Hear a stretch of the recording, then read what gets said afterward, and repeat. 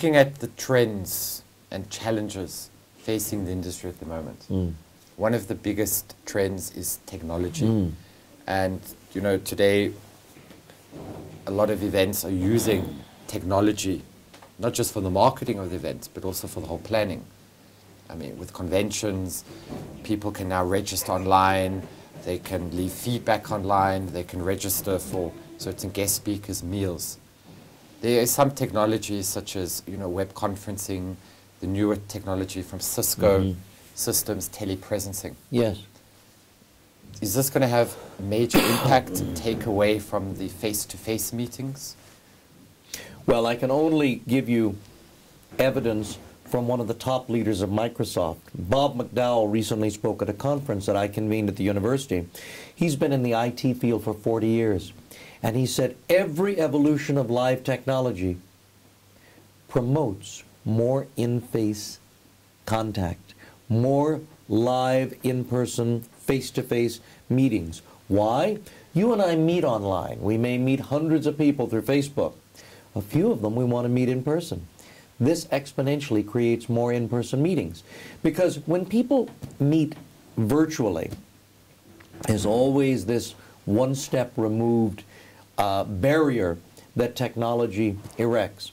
When we meet together, we're able to see the full experience, smell, taste, touch, the entire experience. In fact, we know, for example, from studying crowd management, that when people get together in a close quarter, they start to perspire. And they actually secrete something called pheromones. Pheromones create a sensual, sexual, anxious, excited, you know, response in people. That rarely happens with the coldness of the internet or even television. And so there'll always be this need to bring people together for common purpose. And the internet is simply the ramp, the launching pad to do that. And so we've seen literally thousands and thousands of more meetings created, face-to-face meetings, as a result of that technology. Interesting. What challenges is the industry facing today? Well, there are three major challenges that the industry is facing. The first is image. Because of President Obama's recent comments about AIG and their spending government money to host people in Las Vegas and other resorts, there is a hesitancy, a reticence by corporations and others to spend money publicly on events. The second issue is the instability of the economy, the global economies. Just recently, North Korea had a incursion in South Korea, and as a result of that, the global stock markets tumbled once again, just as they were starting to slowly climb a little bit. So this economic uncertainty creates hesitancy in people investing in events, traveling, etc. The third major change is that of demographics. We now have, Anthony, the smartest group of people ever, the millennials, okay? The echo boomers. They have the best education, etc. That means they're very discriminatory in terms of their discretionary income. They're only going to spend it where they get good value for the money, because they know through iPods and iPads and so on where the best technology is, where the best entertainment is, the best content, education, etc. They also are being displaced rapidly by my generation, the aging baby boomers, and I call us the raging aging group.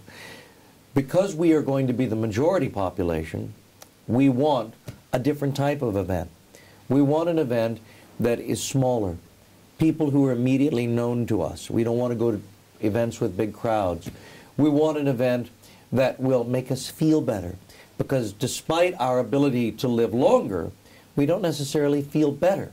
And so we want an event that maybe is linked to a spa experience or health and wellness, or even a medical operation where we go for a meeting and stay for nip, nip, tuck, tuck for a couple of days. So these demographic challenges, along with the erratic, uncertain economy and the challenge of projecting the right image through events, create what I call the perfect storm for the future of events. So the question is, Will the storm destroy us, or will it break way to blue skies for tomorrow? And I'm of the latter persuasion. I believe that, in fact, the young people that you're teaching at HTMi hold the magic intellectual curiosity to create those blue skies for the future that are unending. If the famous Joe Goldblatt could look into a crystal ball at this moment in time, where do you see the industry in the future? More focused. I see the industry as certainly more focused, customized, so that when you come to an event, they have all of your details in advance because of the cookies that you put on the internet through Google and so on. I see the industry more segmented, where the baby boomers will attend events with themselves, the millennials with events with themselves. Occasionally they'll come together, but again, the attendance will be more customized, more focused. I see the future of the industry as certainly unending in terms of, and infinite in its ability to grow, because every human society, as Turner suggested some 60 years ago, celebrates their joys, their sorrows, their triumphs, and that will go on, because it's the only thing that we have that makes us human. I've done some recent research lately, and they say, looking at the demographics of attendees at meetings, conferences, conventions, today the number of women just about equals the number of men. The number of spouses and partners are no longer just female. Today they're also male. Do you see this trend staying the same in the future? Yes. We're going to see more women travelers as opposed to male travelers in the future? The trend of women in business, in corporate life, in meetings, conventions, etc., is going to grow exponentially, significantly. Right now, over 50% of students in university in the United States, graduate programs, MBA programs, are women.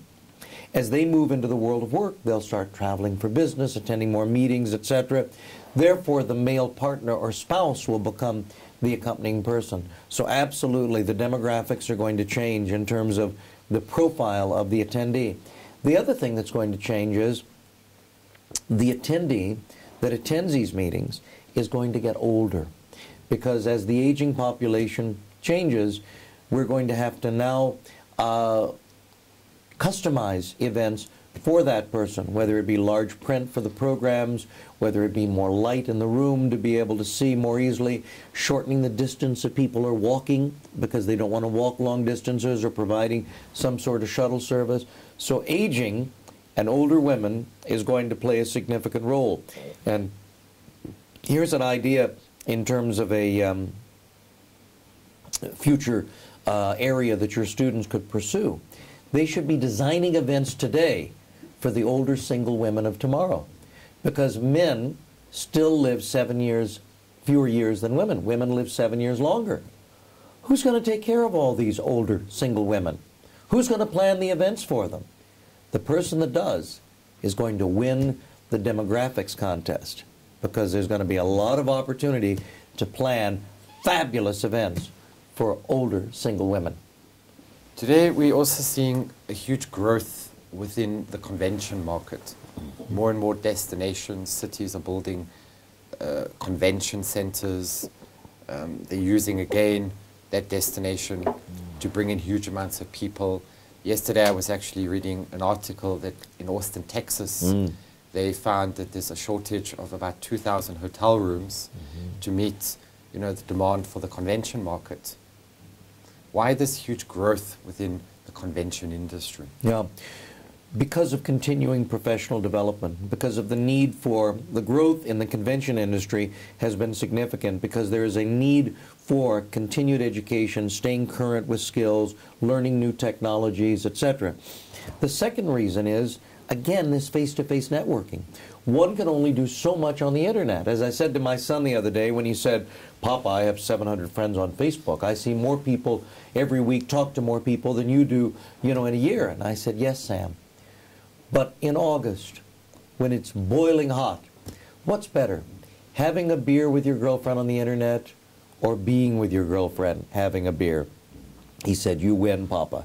Well, the truth is, you can only have that real human contact, that exchange, that full experience if you're together. So networking and the need to continue to improve skills will continue to increase the demand in the convention industry. That said, I predict within the next 10 years, 50% of all education at conventions will be delivered through webinars.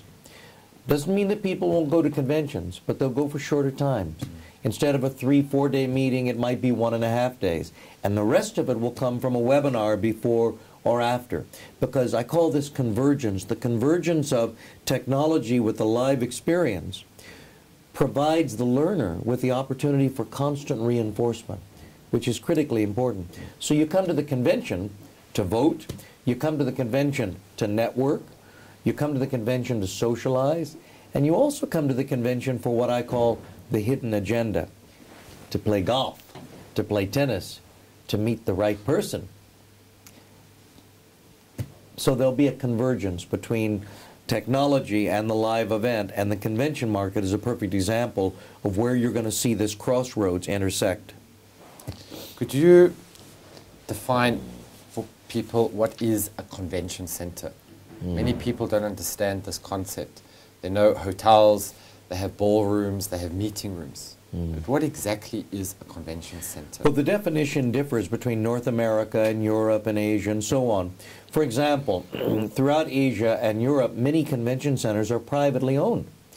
In North America, every convention center is a public building. Okay? In fact, as a public building, if there was ever a national emergency, those buildings become shelters for the people in the city, for civil defense, etc.